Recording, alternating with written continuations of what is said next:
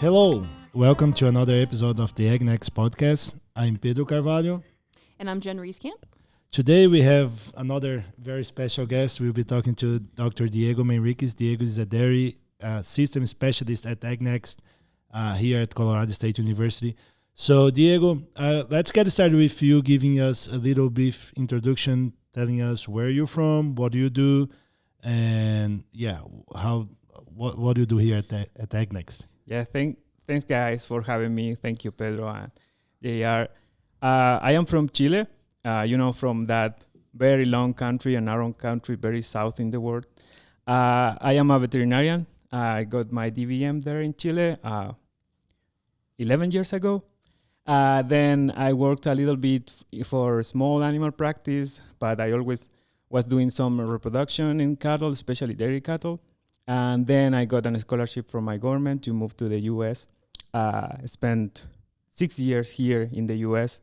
Then it was time to, think what I was going to do with my life. And then I moved to France. I spent some time there. And then I am delighted to be back here at CSU, which is my alma mater, with you guys here in AgNext. So, yeah. Awesome.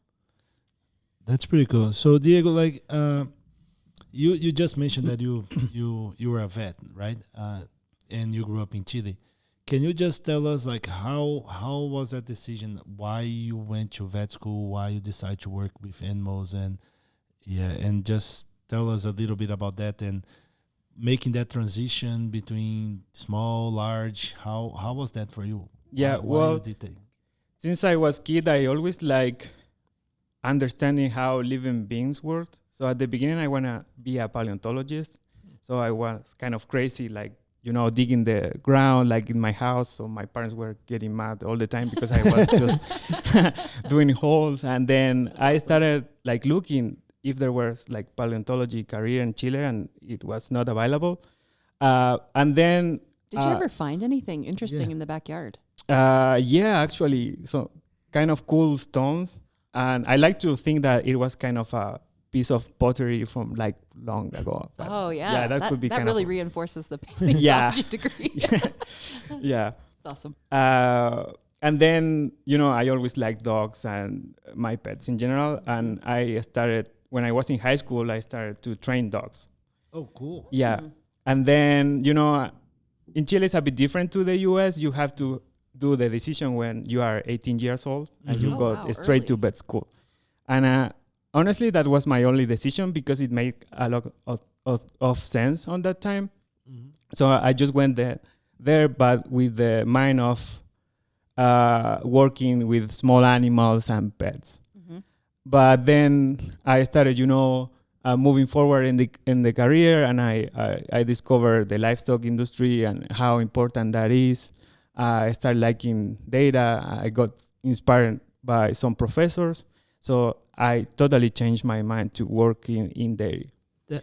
That's pretty cool. So you had no agriculture background? No, not at all. No. Interesting. And even I thought that chocolate milk came from brown cows. Oh, wow. Yeah. How far you've come. But you were always curious, right? Yeah. Looks like you had this passion about curiosities, like doing research and things like that. Yeah, it's I remember I used to spend a long time looking at the ants, how they take things, and I tried to build a ant farm. I wasn't successful. That's awesome. I also looking at the plants and put some alcohol and trying to extract some things. So I was very curious, a curious kid. A scientist from a young age. Yeah, kind of. Yeah. And that's what it drove you to grad school. When you started your DVM in Chile, were you already thinking that you want to be a researcher? No, it was when I started doing the repro classes, when I saw that you could actually want to learn more about what is already being made. And I also, in that time, I had a very inspiring professor, two professors, and they did their PhD here in the US in Cornell. And I saw the massive amount of data that was being produced in dairy farms.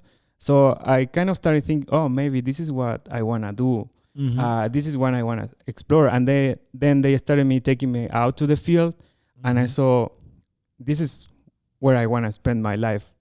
And then I started having more contacts with the workers, and kind of everything started, making sense. And then the opportunity came, and I just worked so hard to get it, and here I am. So that's pretty cool. And then the other unique thing about your program is that you started in Texas, then you moved to Colorado. How was that transition? Do you still having connections down there? How was that positive or challenge that you faced during that transition for you? Yeah, so the first offer I had was from Texas A&M. Then I got there, but my advisor on that time was in another city, like very far away from College Station in Amarillo. So then I started working in other things like non-dairy related, like antimicrobial resistant labs with Salmonella, E. coli. And I also started thinking that was kind of cool. But then my advisor moved to CSU. And I kind of had a hard time deciding what I want to do because the professor there wanted me to stay. But then I said, okay, maybe I like more dairy than spending the whole day in a lab bench and reading plates. And then I just decided to make the move. And then in the end of my second year, I moved to Fort Collins, and I have no regrets about it. So Diego, you were telling us a little bit about your career and your experience, and I think it sounds like you spent some time in France. So can you tell us a little bit about your postdoc and what you did while you were there and what you found interesting about living in that country? Yeah, so after my PhD here, I spent some time, and then for some family reasons, I have to move to France, and then I spent some time, trying to find a job, and then it wasn't kind of hard to find the job, but I wasn't sure what should be my position there because it was kind of a very broad group at the beginning. So I ended up working at the University of Toulouse, and there they have a group, what they call Data and Epidemiology and Economics group. So there I had the chance to work with kind of very new things to me, like simulation and economics. I also ended up doing a manuscript in swine production, which which was very interesting. Was that your first time working with swine? Yeah, in research. Yeah. Okay. Yeah. Cool. But I got the chance to use my skills, applied to another species, which was very rewarding as well. And then I think what I learned more from that is like the economic components is very important and how we can, attain that to animal health. And also the space of computing and simulation that are very helpful because sometimes we tend to think that we need to go out there and do very long-lasting studies, and sometimes we can, generate some models and get some answers from there. And also it was good because it was a very diverse group. There were people from Africa, from other parts of Europe, and they were very welcoming with me. They tried to switch to English because I was the only person that didn't speak French in that time. Oh, that's really nice. Yeah, but that lasts like 2 or 3 meetings. Then they just completely switched back to French. So how did you keep up in those meetings? Did you have like a translation tool that you used, or did you slowly learn French over time? Yeah, I slowly learned French, and then I started taking French classes. Oh, perfect. Yeah. So at the end of my time there, I was kind of proficient in listening. So I was able to follow up, and when they asked me, I just replied in English. But yeah, they say immersion is the best way to learn a language sometimes, right? Yeah, so yeah. That's really cool. Yeah. That's awesome. So then right after your postdoc, then you came back to CSU with AgNext. So I'm curious to know, what is your interest with sustainability and animal agriculture, and kind of what drew you back besides, your love for CSU and the connections here. But yeah, what interests you about sustainability and animal ag, and why AgNext? I think it's because it's something that we humans do by ourselves. because we are thinking today, but also keeping an eye on the future, but also considering the things that we have done in the past. So it's kind of the perfect combination for, like, I would say, altruistic, to do something for the whole society.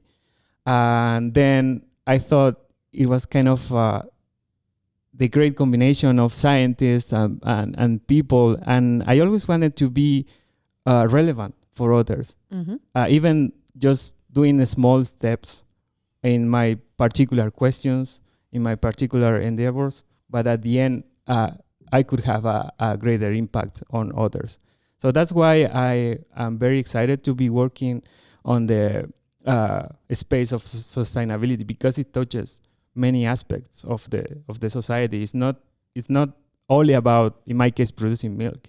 It's also about workers. It's also about environment. It's also about policy. It's also about economics, you know? So multidisciplinary approach to agriculture. Yeah, and the cool thing about the AgNext is that we have all that skill sets in one single team, which is pretty unique. So yeah, it's pretty cool. Yeah. And you yourself, like you were talking, it's pretty cool. You were talking about all of the background that you have, starting thinking, doing research as a kid, then moving to a small lab, doing clinical work. Then you came to the US, you were doing some antibiotic resistance. Then you moved, you did modeling. It's a very, you yourself, you have a very broad spectrum of knowledge and things that you've done. And what are the projects that you are currently working here right now, and you plan to do with the team that you just mentioned? Yeah. So that's a good summary, Pedro. And sometimes I try to think about if I want to narrow down. It's like, because probably I want to be known, but Diego is good doing this. Yeah. But when you are, too broad, you kind of get busy. It's a challenge, right? It's a generalist, challenge. Yeah. So I would say here, I'd like to work in aspects of animal welfare and comfort, because that's in the space where I feel I can do the most impact. And if you ask me about current projects, we have one which I'm very excited about, is that measuring the air components inside of dairy. And I'm very excited about, because it's going to be kind of ground knowledge, because a big part of sustainability, first of all, is measuring what is the state of art.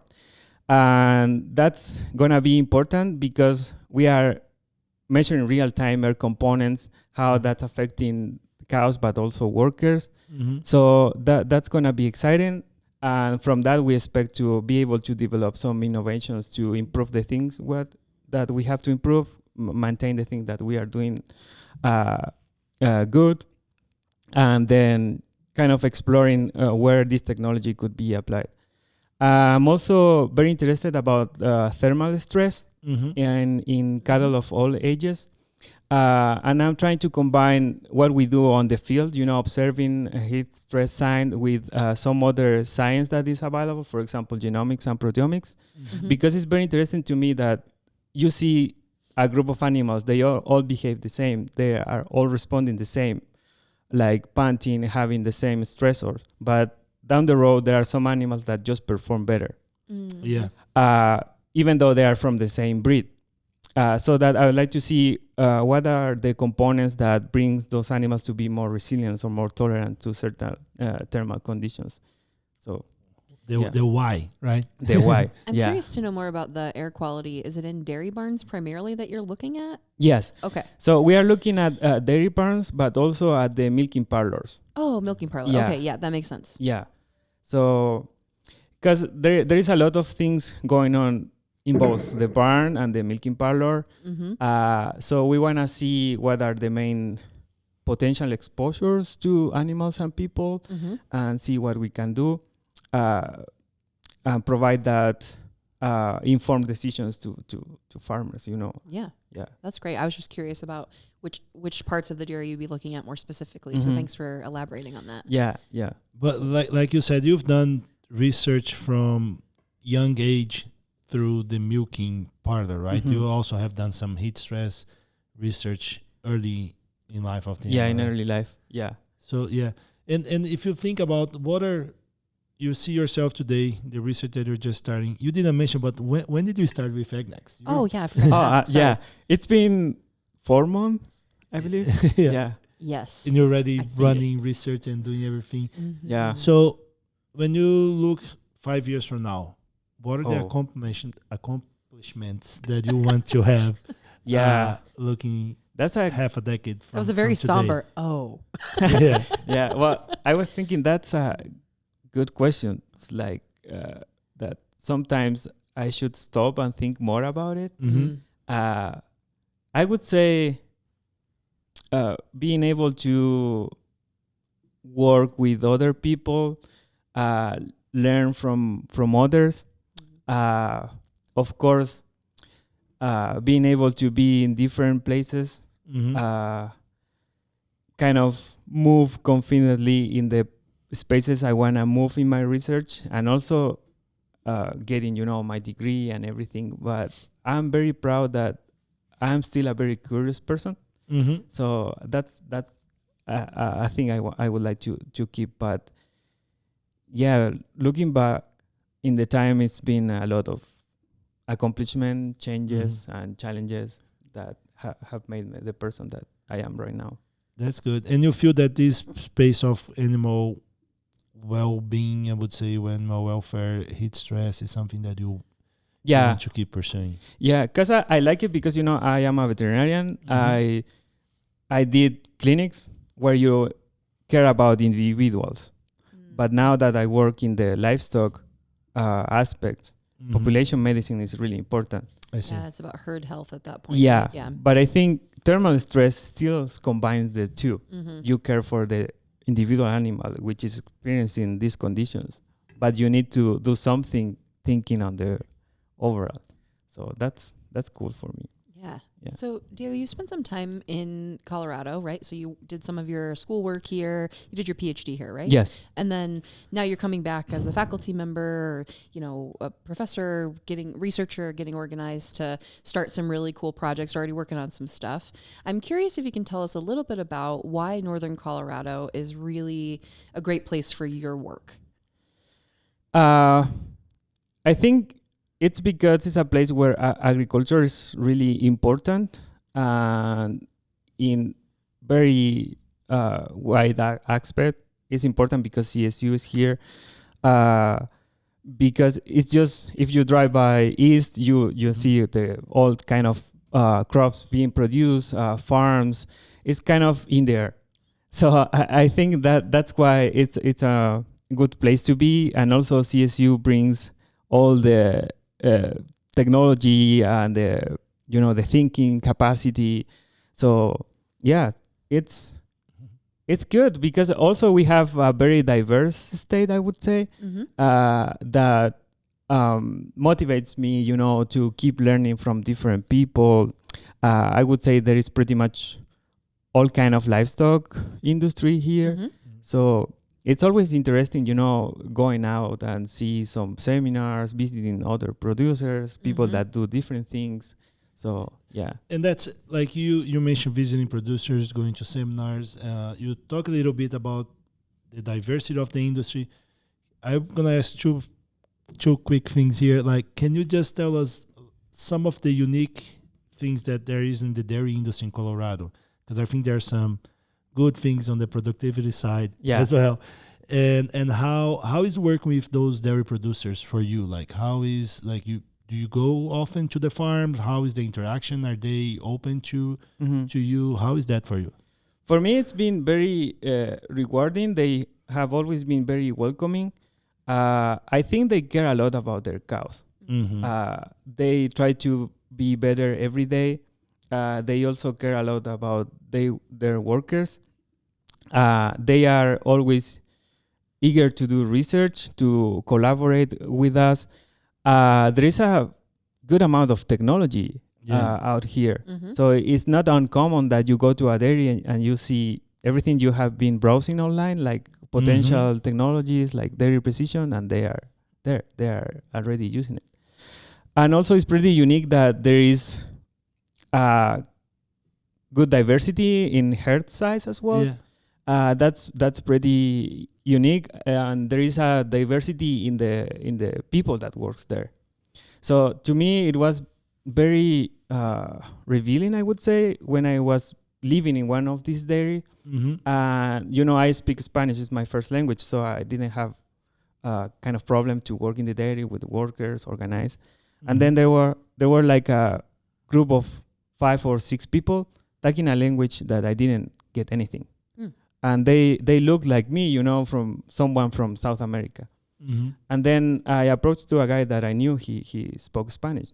And he said, no, we speak Quiche.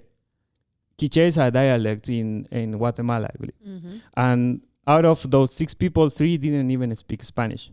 Wow. Interesting. Yeah. Then I thought, okay, it's great, but we may have another challenge that we have other people coming to work to the industry that we need to train. We need to make sure they are safe, and they are speaking another language.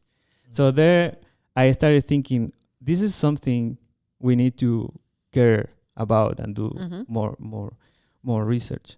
So that's kind of the answer to your question, Pedro, and why I like to be here. And every time I go out, I receive happy faces. That's good. They want to be CSU and AgNext to be out there, collaborate together, just make the right things, Yeah, that's nice. So you were talking about variability in herd size in northern Colorado. What's kind of the range that you're talking about when you describe that? Yeah, well, here I've been in herds of 150 cows all the way to 12,000. Oh, wow. Okay. Yeah, but so quite the variety with probably a couple thousand herd operations and stuff kind of scattered, but that's sort of the range that you've seen. Yeah, that's quite different. Yeah, but in average it could be like 1,500, something like that. And it's one of the highest producing per cow. In the country, right? Yeah. And that's really cool. We're talking about productivity. We talked about social. The last 2 episodes, we talk a lot about the environment. And it's like we think about sustainability, the 3 pillars, social, economical, environment. That's a good thing. Like you talk about covering them as well. Can you point some point specific on your research that you think you can approach all of those 3 pillars together and as a sustainability aspect? Yeah, to me, it's animal health. Animal health reaches all 3. Because if you want to think about the environment, if you have healthy cows, you use less antibiotics, for example. You need to use less labor. You don't lose cows because of disease, so that you make your system more efficient.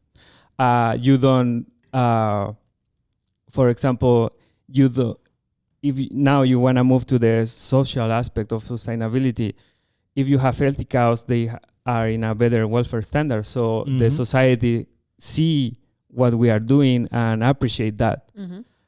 Also, that touches, if you have healthy cows, you have a lower risk of zoonosis or certain pathogens that could make workers and their families sick.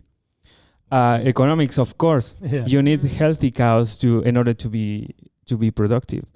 So I would say all aspects, if it is either heat stress, early detection of disease, testing a new treatment, is going to impact all 3 pillars of sustainability.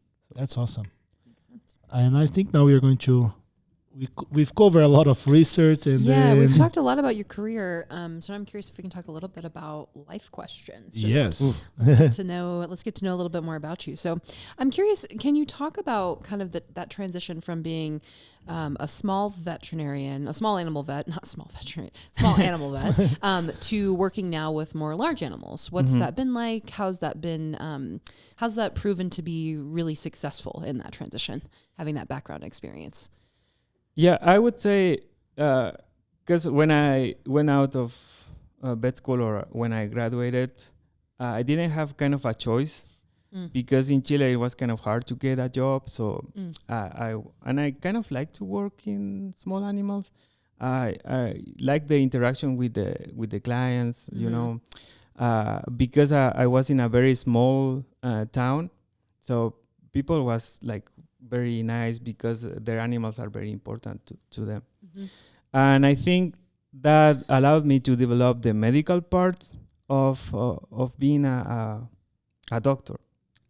So that's very important, and that's something I like to still have in my mind. With you know, sometimes I spend like weeks without seeing an animal. But then when I go out, I still see animals like something like a living being, that it could be subject to disease or what we could do to get that specific animal to feel better. And then the transition, I think it was smooth because, you know, since I'm very curious, I was always excited to learn about new things. And, you know, I already had the dairy passion kind of back in my life. So when I moved for my PhD, it was just, you know, a logical transition. So that's awesome. And how, talking about transitions, how was the experience of living in different countries, like growing up in South America, coming to the US, going to Europe, then coming back now? Oh yeah. How much that culture exposure has helped you in your career? You were like, you have a really open mind for things and like that. And I think that's why, because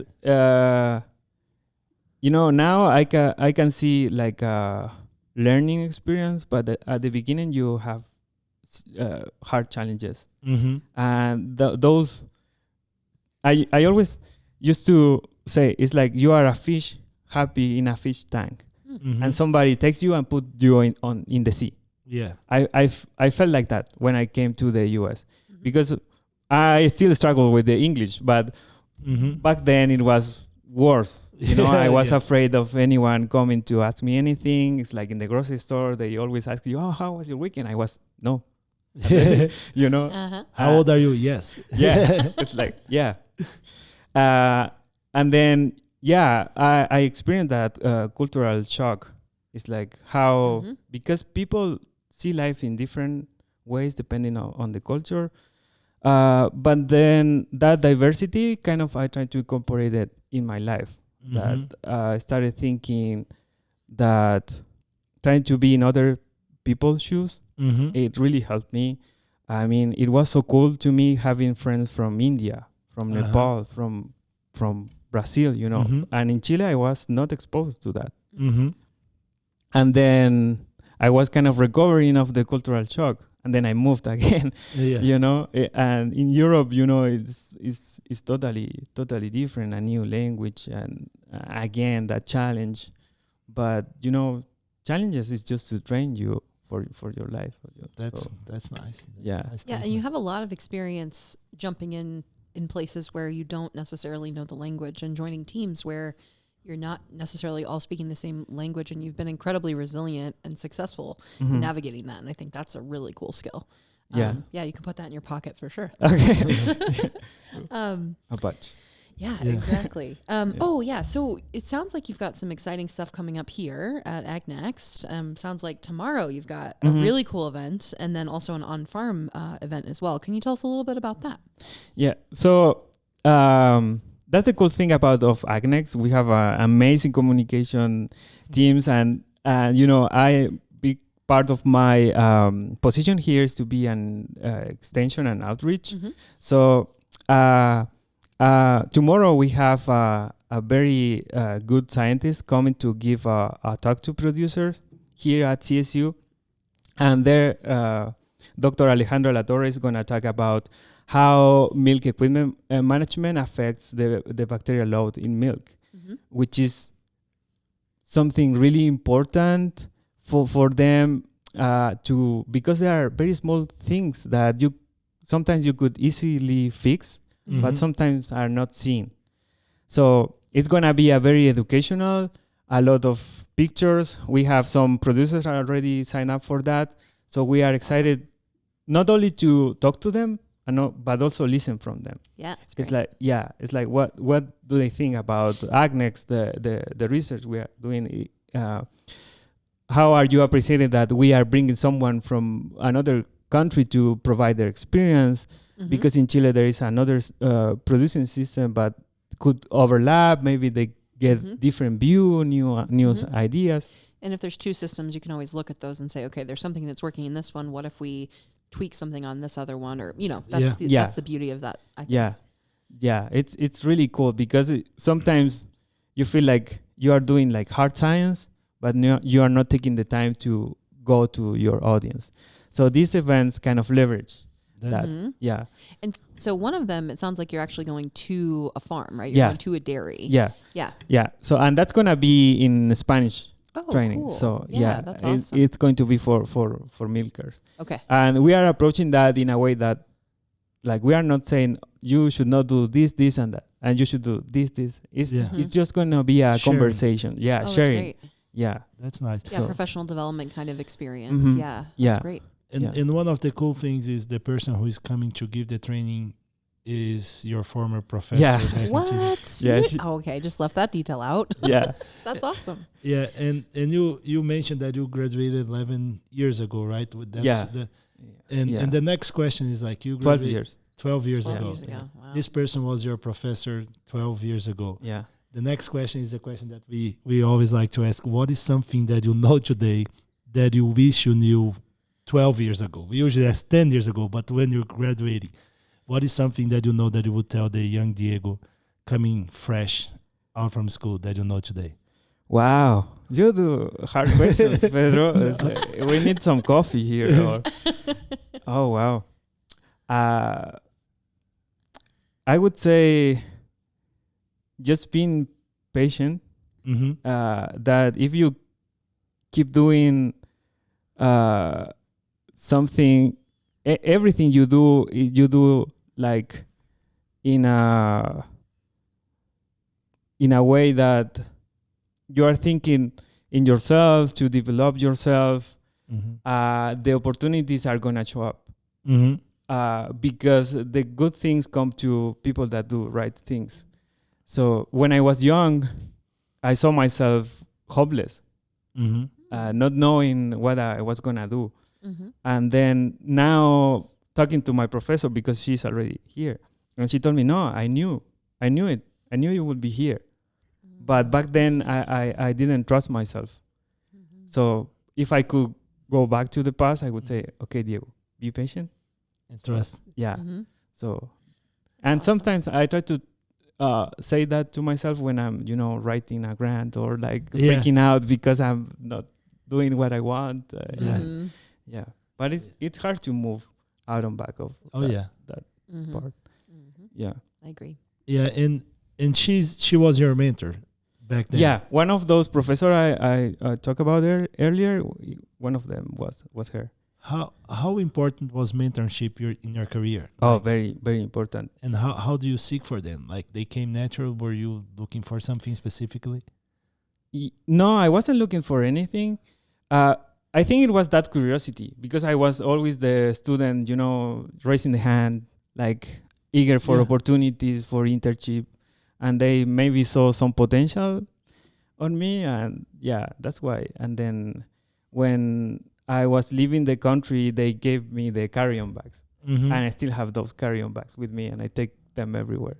So that's how important mentorship is. Just thinking the impact that you may be doing in other people, and when the education is there, it's even more relevant. So that's awesome. Yeah, that's great. Time to wrap up, JR, or we have any other question? Well, I do want to ask you one quick question, if that's okay. Yeah. Can you talk to us about, what you do in terms of running? Because I think it's very impressive. Oh, yeah. I want to share that with folks. Yeah. So they know that you're an avid runner. When you ask me about why I'm in Northern Colorado, I kind of wanted to say that, but I want to stay, Well, let's elaborate. Yeah. So when I came to Fort Collins, I didn't do any exercise. And then I just, find out about this Fort Collins Running Club. And I remember cool. I say, okay, I'm going to go and check it out. And it was like -4 degrees. -4. Yeah. Celsius or Fahrenheit. Yeah, Wow. Celsius Oh, was wow. like -12 or something. wow. That was really Yeah. quick math also. Yeah. It is cold. Yeah, cold. we always do the transformation all the time. Of course. And then we ran like 8K, and I said, no, I'm not doing this never in my life. And then the people was just so nice with me. They started, talking to me, asking about my history, sharing stories. And I got absorbed with that group. And this city is just amazing, like how the trails are structured across the city. We have the foothills and everything. And then like few months later, I was running a half marathon. Wow. Oh, just casually. Just okay. Just, Now I'm yeah. gonna do half. Back then I I don't want was to run telling anymore, and now I'm running a half marathon. That's really impressive. Yeah, but after the half marathon, I was saying I'm not running another half marathon. And then I said, oh, another one. I'm going to sign up. So how many have you done? Half marathons? Yeah. Over 10. Oh wow. And then marathons? Have you done a marathon? I'm doing my 7th Oh wow. on 3 more weeks. Okay. Wow. Yeah. Dang. So you're currently training for a marathon. Yep. Yeah. Wow. Yeah. Okay. I got 19 miles on Saturday. So Wow. That's impressive. yeah. How much this training process also helps you in your career? It's really helpful. It's like, to me, when people say that in the shower you get the best ideas, for me, going out for a run is like showering for 3 hours because because I'm just, it's just your body and your mind. And then I have got some good research ideas just running. It's really helpful. That's cool. Yeah, That's nice. The other really cool thing, and I know Diego, that you really like is how well dressed Diego is. Oh, yes, all always. the time.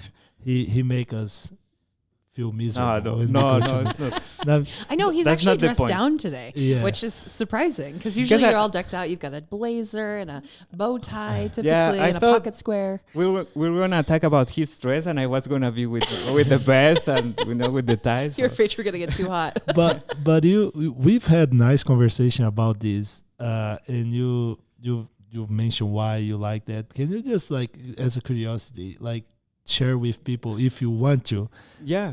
why you like to do that and how you? Yeah, well, to me, clothing represents the way that you wanna be seen in the world, and it has to me, it has a lot to do with architecture, because Interesting. the special thing about humans, in my opinion, is like we wanna subtract about the environment, to protect ourselves. That's why we started, building houses, controlling the fire, and I think clothing is the first layer. Interesting. So that's why, to me, it's so important to, represent how I wanna be protected from the world, but also how I wanna be seen. And I also like language. Yeah. And I think for me, clothing is a way to develop a language. I also like to know the history behind of the clothing, how the knots are called, And I was telling Pedro, I just remember that I like useless things. Oh, that's true. Okay, you're into useless stuff. Yeah. Yeah, because I think those are the most relevant ones. It's like you can relax. You are not expected to do anything with those, and you can just enjoy. It's like, for example, a tie or a bow tie. It's useless. It doesn't. It's just a decoration, Yeah. But it's important because it means something for some person, like a pair of shoes for other person. That's kind of. Yeah, it's definitely a nonverbal form of communication. Yeah, That's really it's a language. Yeah, that's what I like. Absolutely. Yeah. Well, Diego, thanks for talking with us today. Yeah, no, Yeah. thanks for Great. having me. This has been This was a awesome. great time. Yeah, I cannot believe it's been like 40 minutes. Yeah. Yeah, We it goes by just so have. fast. we doesn't it? we can keep going. Whatever just- we need to do. We could talk about clothing. Well, I think we have 3 final questions that, again, just asking because it's been nice. Diego has. Yeah, it's talked been really about- conversational. So, and what is the other thing that I've seen in your office and things, like you like to read, right? Yeah. Yeah. What is a good book that you have read recently? It was one of actually, it was one of my friends is the author. Oh, cool. It's called, well, in Spanish, it's tragar veneno, which is like swallowing poison. Yeah. Yeah. And it's about soccer. So it's kind of a interesting combination about the name and everything. It's like how soccer is important in the development of society. Agree. Yeah. You know. And then it was interesting because he put there some of conversation we have had. So it's been very interesting the way he sees soccer, because it's also related to the things that we were talking about, useless things. Because, well, if a country wins like the World Cup, for the average person, it may not mean anything. You didn't get your job better. But if it makes you happy, you know, see the world with more hope, it's doing what it's supposed to be done. So that one I finished like a few weeks ago. Yeah, and I have another one here on my desk. So. That's awesome. That's nice. What is your favorite restaurant? What do you like to eat? Here? Sure. Well, I mean, I guess anywhere. If you have a strong answer, I think typically we're gearing it towards Fort Collins, but This is your interview. You do what you would like, sir. I want to hear the Fort Collins answer, but you can also give another. Well, yeah, I like here. I like the Thai food is good. There is the Café de Bangkok. Oh man, that's the best one in town. Yeah, I think, it's my opinion. Yeah, I also like. This is not. My opinion is not sponsored by it. But No, I'm just kidding. They're one of the few ones that I've been in. They're They're good. Yeah, it's very very. They're good. Yeah, I like that. I also like pasta and Italian. So. Oh, nice. Yeah. Well, what is like you've traveled all over the world? I'm manipulating all of the questions here, Jared. But no, it's good. I love it. But what is the place that you have visited that you like most? I wish I. I would say Italy. Okay. I think it's a museum everywhere. Wow. I like the history. I like the language, the way they see life. But it just came to my mind that I spent 4 years without going to Chile after my recent trip, and I fall in love again with Chile. Oh wow, that's awesome. Yeah, I got the chance to be in Santiago, which is the capital, but now I explore more, and I thought, this is a real cool place. So yeah, so I like Chile. no place like home. Yeah, no place like home. I'm done, Jared. Oh no rush. No, I'm kidding. Yeah, no, that's great. Well, thank you so much for all the answers and all the conversation. We appreciate it. And thanks to our listeners for joining us for another episode of the AgNext Podcast. We'd also encourage you to follow us on social media, LinkedIn, Facebook, Twitter, X, I guess now, Twitter, X. And then also, if you're interested, we have a monthly newsletter that folks can sign up for, and also we're on YouTube. So we'd love to engage with you there as well. Thanks again, Diego. Thank you, Diego. Thank you, appreciate guys. your time. Thank you. I appreciate you.